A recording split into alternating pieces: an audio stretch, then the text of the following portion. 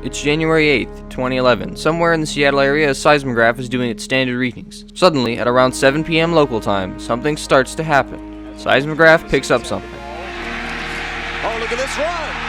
What a run! Marshawn Lynch still on his feet. Has blockers now. He's dancing his way for the touchdown. Marshawn Lynch proved that day that you can throw an entire defense at him, and it wouldn't do anything. That was the spark that lit the fire that was the Seahawks dynasty. They picked up key pieces in the draft like Earl Thomas in the first round of 2010, Cam Chancellor in the 5th round, Richard Sherman in the 5th round of 2011, and Byron Maxwell in the 6th. Plus, scooping up Brandon Browner from the CFL and Bobby Wagner and Russell Wilson in the 2nd and 3rd round of the 2012 draft. And just like that, the pieces were there. This was a team brought together with savvy trades, clever late-round drafting, and smart signings. And in 2013, they put it all together.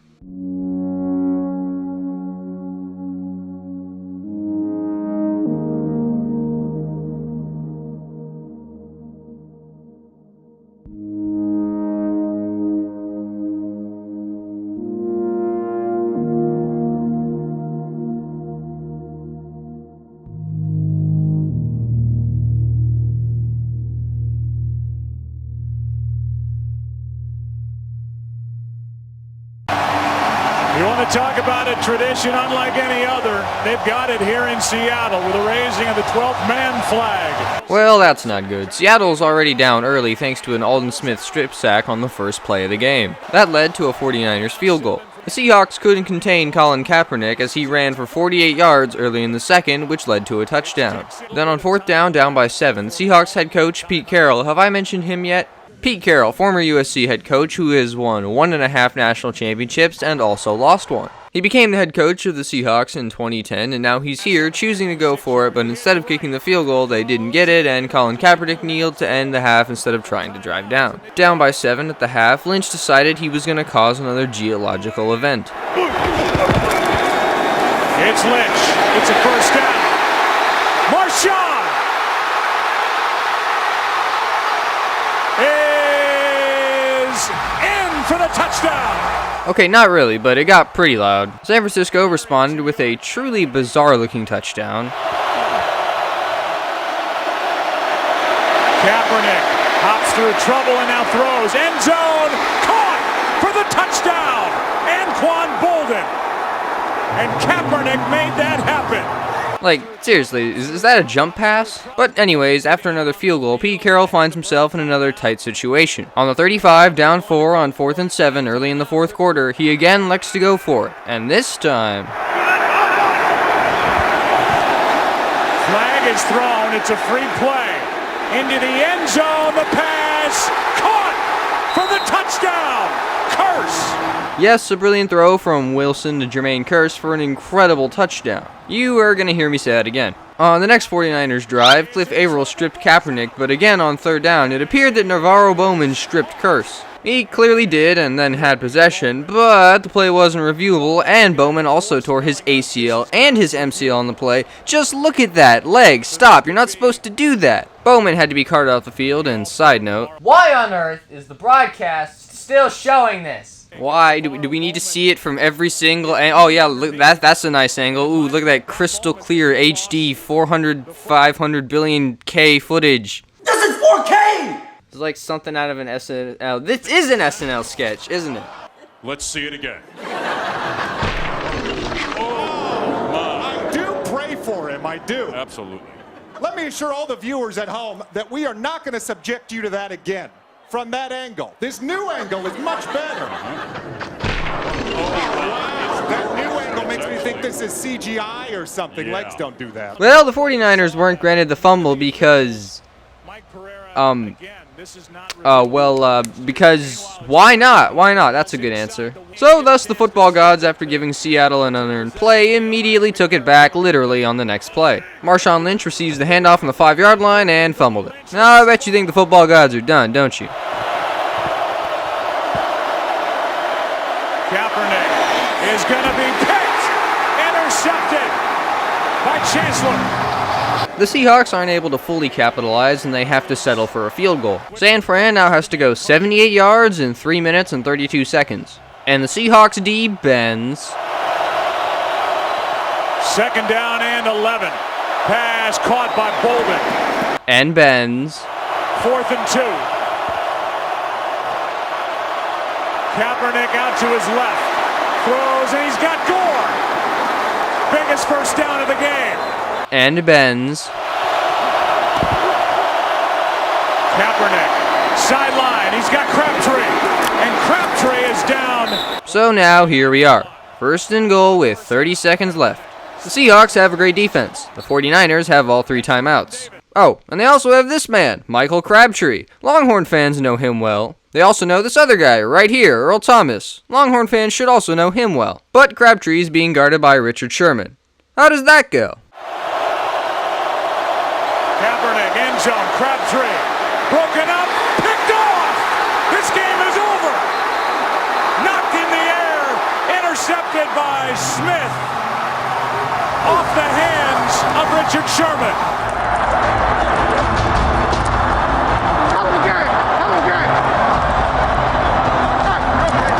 Crabtree, you suck! Now time for the post-game interview. Joe, thank you so much. Richard, let me ask you the final play. Take me through it. Well, I'm the best corner in the game. When you try me with a sorry receiver like Crabtree, that's the result you're going to get. Don't you ever talk about me. As we welcome you back for the kickoff of Super Bowl 48. The Seahawks are prepared for the Super Bowl, ready to face the premier opponent in the New England Patriots. Oh, the Denver Broncos. Oh well, it's already over. It's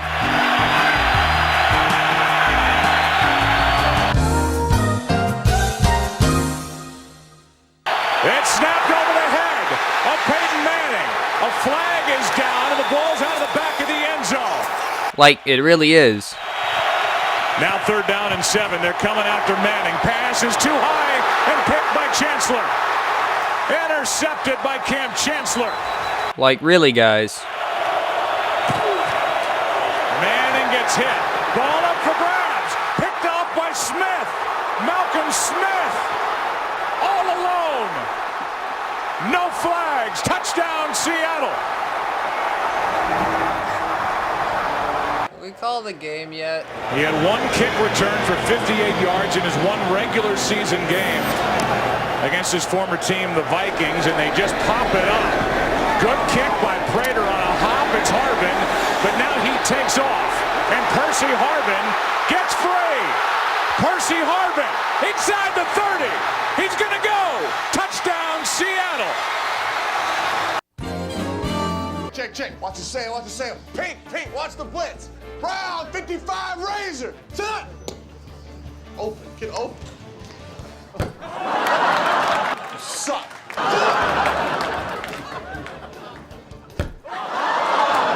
You suck. You suck.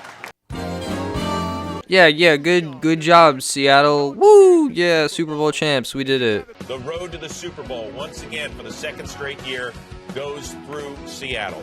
In free agency, the Seahawks lost Brandon Browner to the Patriots and Golden Tate to the Lions. Why leave a Super Bowl champion for the Detroit Lions? Probably money. Probably money. Definitely money. And in the meantime, the Seahawks continue to be good, going 12-4. And they advance past the Panthers in the divisional round, whatever, NFC Championship game time. Paul Allen, the chairman of these Seahawks. Against the Aaron Rodgers-led Packers, the Seahawks are quickly down 16-0. Wilson has thrown 3 interceptions just in the first half alone, and here in the third, a 3rd down pass that was intended for Lynch was broken up, which meant that the Seahawks had to settle for a field goal. And they're going to fake it. Ryan going to float it for the touchdown. Seattle back in it. Gary Gilliam. Okay, the Seahawks still have a chance. However, after that touchdown, the Packers tacked on a field goal, and that led to Wilson's 4th interception. Gotta like what he's seen so far. Wilson. Pass is picked off. That's Burnett, and he will slide down. Right now, I think it's important that we highlight something. Currently, as of this moment, the Seahawks win percentage is 0 right after the pick. And that makes sense. The Packers are up 2 scores, they have the ball, and they have Aaron Rodgers. Now, watch them blow it. First, it was a Wilson read option touchdown. From the 1, it's 3rd and goal. Here's Wilson keeping it for the touchdown. And now comes the onside kick. His career on onside kicks. None bigger than this. Good kick up into the air. It is loose and recovered by Seattle. Chris Matthews. The question was right anything and you got it wrong. I'm speechless. Yes, sir, Brandon Bostic went up for a ball that Jordy Nelson clearly was going for. The Seahawks special team coach clearly deserves a raise after that fake field goal and now this. Who is he? Brian Schneider. Good for him. Alright, Seattle, let's go get this touchdown. Here's Lynch. Lynch! Marshawn Lynch! Beast mode! Touchdown!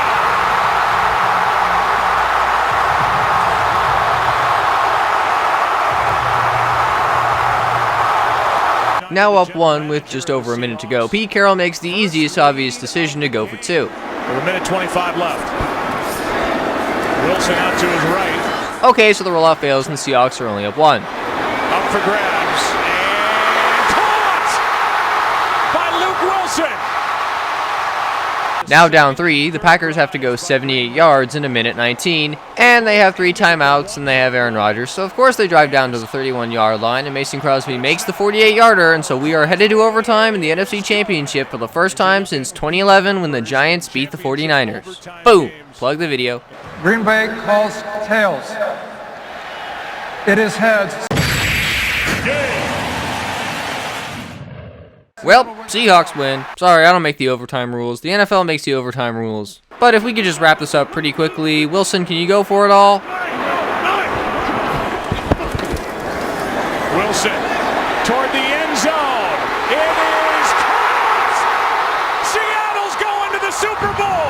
Jermaine Kearse. Yes, a brilliant throw from Wilson to Jermaine Kearse for an incredible touchdown, and Seattle is headed to Super Bowl 49. Beautiful look at Grand Canyon National Park. A couple of hours drive north of the greater Phoenix area. The Seattle Seahawks get to play the New England Patriots for real this time, trust me. The Patriots haven't won the Super Bowl in 9 years, thanks to the Giants and the Giants. The last time they won it was when they beat the Eagles to win their second consecutive Super Bowl in their third in 4 years. Coincidentally, the NFL hasn't seen a repeat champion since then, here in 2014, and the Seahawks look primed to become the first team since. The Seahawks defense started out strong when Jeremy Lane picked off Brady in the end zone on the Pats' second drive of the game. Then New England and Seattle took turns scoring touchdowns. The Patriots opened the scoring on a touchdown pass where Earl Thomas may have injured his own player, Tharold Simon. Then after 2 punts, Pete Carroll, and I cannot stress this enough, handed the ball off to Marshawn Lynch at the goal line. Shockingly, it worked and Seattle tied the game. Then Brady connected with Gronkowski for a beautiful 22-yard strike. Then with under 10 seconds left in the half, Pete Carroll decided to go for it instead of kicking the field goal. It turned out to be worth it as Russell Wilson threw a touchdown pass to Chris Matthews. After getting a field goal out of the half, Bobby Wagner intercepts Brady and set up the Seahawks for a Doug Baldwin wide-open touchdown. The Seahawks, now up 10, allowed a touchdown from Danny Amendola. The Seahawks need to waste as much time as physically possible right now, and they went 3 and out. Great. Well, at least John Ryan makes so the Patriots have to go 64 yards in 6:52. Obviously they do. I mean, they have Tom Brady. So now the Seahawks have to go 80 yards in 2:02. Is it possible? Well, probably not without a chunk play. So Wilson elects to go for one. Russell in the pocket. Russell for Kearse, and it's broken up again. And is it? But somehow, did he wind up with a football? Yes, a brilliant throw from Wilson to Jermaine Kearse for an incredible catch, and Seattle is primed to win this game. Beast Mode then almost effortlessly carries it to the 1-yard line and is only stopped at the last second by Dante Hightower. Naturally, Pete Carroll likes to do it again, right? Right? Play clock at 5.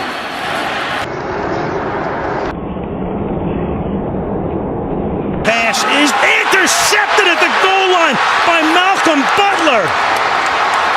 Unreal.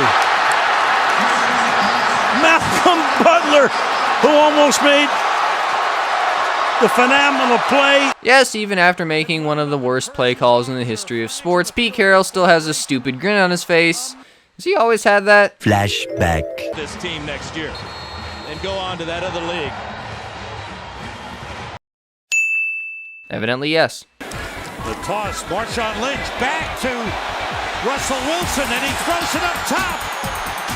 And Ricardo Watkins got it for a touchdown. For some reason, the Seahawks, coming off 2 Super Bowl appearances, decided to trade away Max Unger, a 2-time Pro Bowler and 1-time first-team All-Pro center, as well as a first-round pick. Why did they do that? So that they could get Jimmy Graham. No, I cannot tell you why the Seahawks traded for a tight end when they already had a perfectly serviceable one in Luke Wilson. Oh, and they also traded away Percy Harvin to the Jets. Are you kidding me?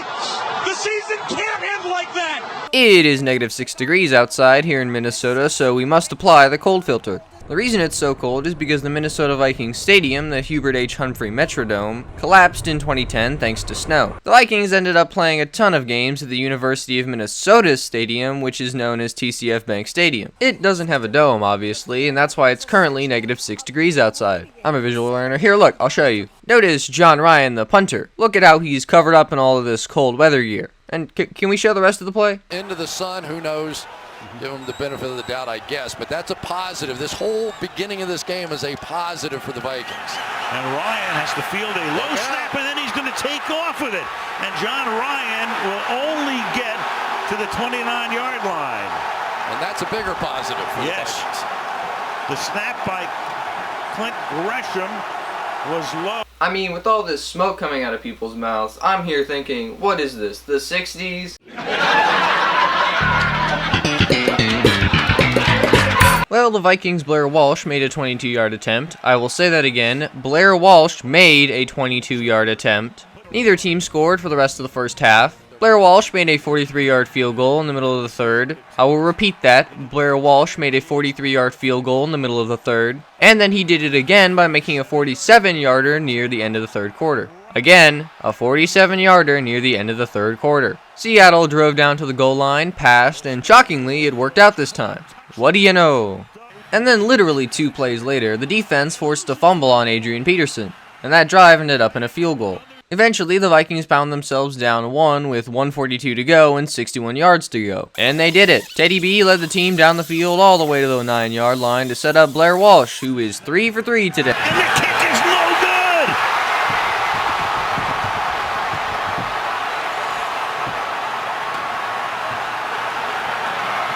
Wow! Go figure. The Vikings can have no nice things. Cam Newton talking about the Seahawks. He said they are our nemesis. The Seahawks were in a grave early. After a touchdown on the first drive by the Panthers, Wilson threw a pass that was behind his receiver and it was picked off and returned for a touchdown. The next Panthers drive resulted in Jonathan Stewart's second touchdown on the day. After another Wilson interception, the Panthers are up 24-0 on the Seahawks midway through the second quarter. Where have I heard that before? Oh yeah! Well, anyways, after a brilliant catch by Greg Olsen, the Panthers are up 31-0, and after Stephen Hauschka missed a field goal, the Seahawks are still down 31 points at the half. Naturally, because they're a really good football team, the back-to-back NFC champion Seahawks came roaring back, scoring 24 unanswered points. But, I don't know if you noticed this or not, they were down 31, so they still lost.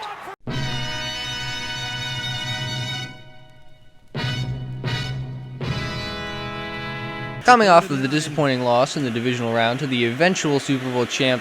Wait, no, Super Bowl losers. Sorry, Cam. Anyways, the Seahawks lost Russell Okung to the Broncos in free agency. Oh, and importantly, Beast Mode retired. He'll be back, though. Random side tangent time. The Seahawks played the Cardinals in Arizona, and after regulation ended 3-3 for maybe the first time ever, both teams kicked field goals, so now it's 6-6 in overtime. But then on the game-winning field goal try, Arizona doinked it. 24-yard attempt. Oh, he hits the upright! It's no good! And then Seattle just flat out missed it. John Ryan to hold. And he misses it! That's impossible! Oh my God! That is impossible! It's not scoregami, despite Pete Carroll's track record, thanks to a bunch of random games from the 20s, 30s, and 2 from the 70s for some reason. Although strangely enough, the Cardinals have been involved in the last 3 6-6 ties. Well, sorry, 2 of them were when they were in St. Louis, but it still counts. Although the Cardinals still have some catching up to do, as the Frankfurt Yellow Jackets were involved in 4 consecutive 6-6 games. And I know what you're thinking, are any of these football teams real? And the answer is yes. Every single one of them is real. There was a team called the New York Yankees, there was a team called the Providence Steamrollers, there was a team called the Orange Tornadoes, and there was a team called the Staten Island Stapletons. And obviously there was a team called the Frankfurt Yellow Jackets. Old football is weird, man. CenturyLink Field, always rocking and rolling. Oh cool, the Lions are a playoff team. Well, it was fun while it lasted, Detroit. More recent memory, it seems that the number 1 and 2 seeds get a little stronger. You see this? This is the 2016 Atlanta Falcons offense. They are really good, but the Seahawks have something up their sleeves. Something so weird, so strange to look at, you probably don't remember it ever happening. Everyone with a Falcons uniform on, and it has been impressive against one of the best defenses in the league. Hester going to take it out from the seats, trying to make something happen. He's got a lot of room. Devin Hester gets through. Devin Hester down to the 30. Yep, that was Devin Hester's final ever kick return. A 78-yarder that capped off his storied return career. Also, note how I blurred out the scoreboard. Okay, so if we rewind all the way back to the first quarter, the Seahawks took an early 7-0 lead, and then after Atlanta tied it up, this happened. Number 44. Second down. Wilson stands in, lost one deep for Richardson. He's got it. We got a penalty flag. Richardson going to get on up, diving for the end zone. I didn't see a signal that he was down. Well, turns out the booth concluded that Paul Richardson was down, and so Seattle had to settle for a field goal. A penalty on a Falcons punt and then a tackle for loss set up Seattle on their own 4. But they were about to get a lucky break. Second and long. Wilson falls down in the end zone. Safety. Oh, whoops, did I say lucky? I meant, not lucky. The Falcons tacked on a field goal and a blown blown coverage is an understatement. What on earth am I looking at? The Seahawks never really had a chance after that, and they ended up losing 36-20. From the 2 of Seattle. Tyler Lockett is loose. Tyler Lockett. Can they get to him? It's a touchdown, Seahawks. Seattle lost Pro Bowl kicker Stephen Hauschka to the Bills, so that's not good. On the field, the team wasn't nearly as good. In Week 4 against the Colts, Cliff Averill suffered a very serious neck injury that he would never be able to return from. Richard Sherman was injured and out for the season in Week 10 against the Cardinals, and the same happened with Cam Chancellor. Then heading into Week 17, needing a win and a Falcons loss to make it in, the Seahawks allowed Phil Dawson to take the lead. On the other end, the Seahawks set up a chance for a game-winning field goal, but hey, wait a second, that's Blair Walsh. Who's that, you may ask? You don't remember Blair Walsh? Flashback. McDermott is the snapper, and the kick is no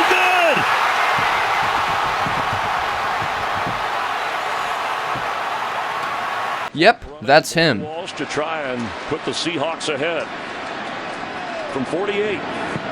The kick is not good. I've seen this one. This is a classic. Drew Stanton. The Seahawks lost to Drew Stanton, who is actually 11-6 for his career and starts. Wait, what did I just say? So yeah, that miss ended the Seahawks season, but the Falcons ended up beating the Panthers, so it didn't really matter in the end. Here's Russell Wilson down the middle, and it is caught, and still on his feet is Will Dissly.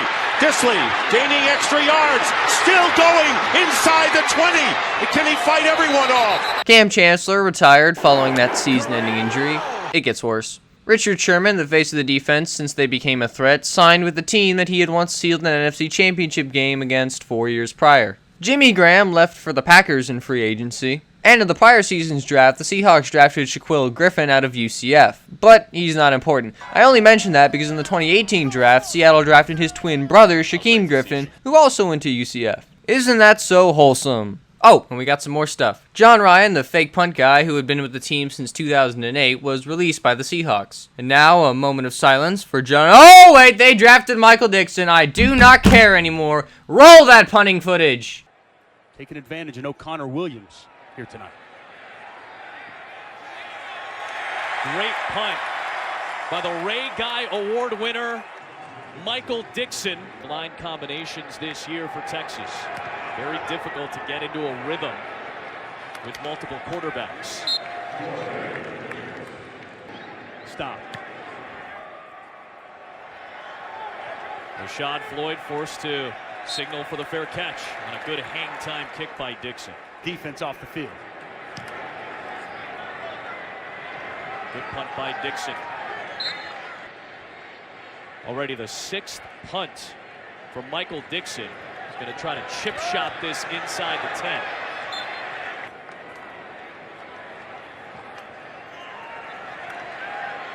Beautifully done again. Dixon and Thompson team up to pin Mizzou inside the 5.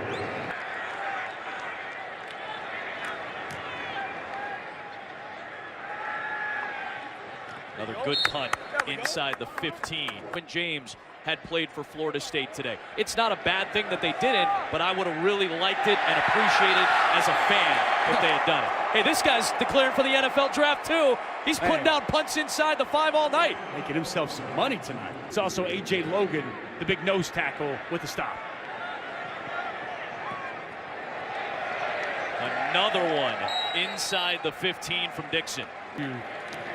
He has put the pass behind him, and he made big plays down the stretch to give his team a great opportunity to come up with a big victory. What an effort by Josh Thompson, and Michael Dixon might be the MVP of this game. In Week 4 against the Cardinals, Earl Thomas, who was upset over his contract, suffered a broken leg. While he was being carted off the field, he showed his emotions toward the Seahawks bench. The 2018 Seahawks started off 3-3 before the team's owner, Paul Allen, passed away before their Week 8 game. The Seahawks paid tribute to their late owner by having these little patches on their chests for the rest of the season, and I think that's really sweet. The team rallied from the 3-3 start and went on to win 6 of their last 7 games and make the playoffs at 10-6. And we get set to go. It'll be Dak Prescott, Ezekiel Elliott, and the Cowboys offense to start the game.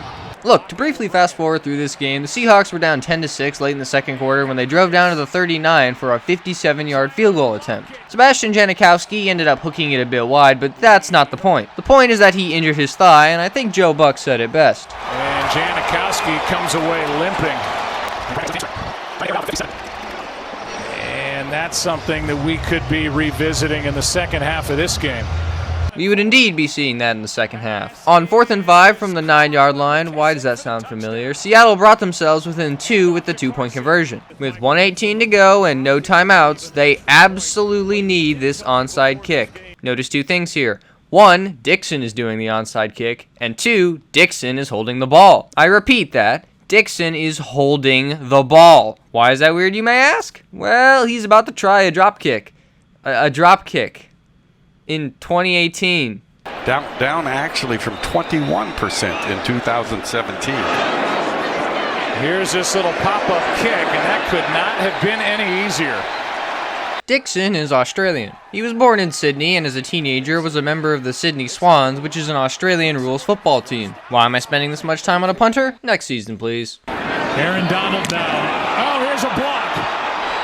Blocked off the foot of Dixon, and Dixon now kicks it. The Legion of Boom is no more. With the cutting of Earl Thomas, every single core member of that secondary is now gone. So even though the team still has a few good pieces in Russ, Wagner, Jamal Adams, and DK Metcalf, we can call it here because the core wasn't really the same. So yeah, that was the Legion of Boom. Perhaps 2 of the best seasons of pass defense ever, and then everyone just kind of left.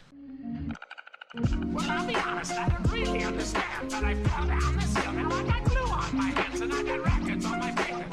Records on my fingers, I got records on my fingers and I just can't stop. Don't stop. I can't stop, I gotta